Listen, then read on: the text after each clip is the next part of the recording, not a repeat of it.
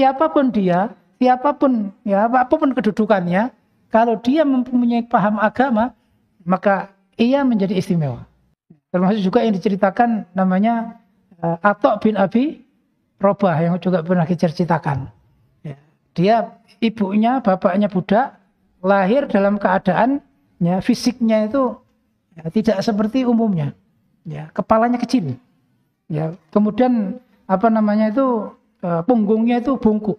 Sehingga majikannya ketika melihat budaknya melahirkan anak yang seperti itu langsung ini saya merdekakan karena hidupnya nggak ada manfaat nanti. Ya.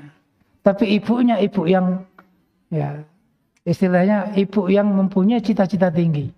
Ya, majikannya menyatakan dia tidak ada manfaat dalam kehidupan, maka ibunya bertekad, anak saya akan saya jadikan semua orang membutuhkannya. Ya. Jadi dihina oleh majikannya, hidupnya nggak ada faedah, nggak bermanfaat bagi orang banyak. Ibunya tekad, ini akan saya jadikan ya, menjadi orang yang semua membutuhkan dia. Saat itu dia mulai belajar, ya, masa anak-anaknya belajar sampai semua ilmu yang dimiliki oleh ahli ilmu di Mekah dikuasai semua. Semua ulama yang ada di Mekah, padahal Mekah saat itu termasuk pusatnya ilmu, kan ada pusat itu 3, Mekah, Madinah, sama Kufah. Ya. Tapi pada saat musim haji, semua ulama kumpul di Mekah. Dan semua adanya ilmu yang dibawa oleh ulama dilahap habis oleh Atok bin Abi Robah.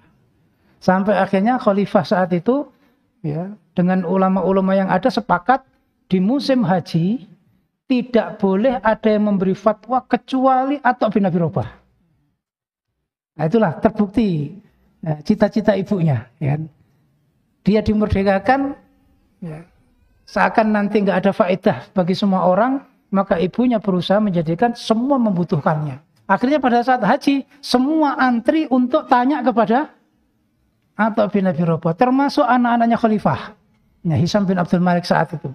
Anak-anaknya ya di situ bertanya kepada Atok bin Abi Robah. Ya, cuman karena merasa anaknya khalifah, nggak mau ikut antrian. Nah, ya, langsung menuju ke depan oleh Atok bin Robah, ya, kalian harus tetap dari belakang. Karena ini datang dari semua penjuru dunia. Ya. Mereka lapor bapaknya. Oleh bapaknya malah dimarahi. Ya.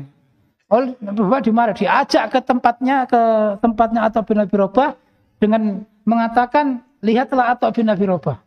Ya. Dia mempunyai kedudukan ini karena ilmu. Nah ini tadi, yufaqihu fiddin. Meskipun secara fisik, secara kedudukan dianggap tidak ada manfaat apa-apa, tapi dengan ilmunya semua membutuhkannya. Sampai anak khalifah harus antri. Ini contoh ya, bahwa man ini masuk ke siapa saja. Maka siapapun yang mempelajari ilmu agama, maka dia akan menjadi istimewa dengan kebaikan yang dimiliki. Ya. Itu kisah-kisah seperti itu banyak. Imam Malik juga begitu, Imam Syafi'i juga begitu, Imam Bukhari ya, yang kita ceritakan tadi itu pada saat kecilnya buta. Dan ibunya selalu berdoa pagi siang malam untuk kesembuhan putranya.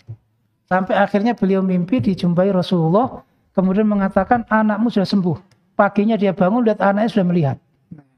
Itu karena apa?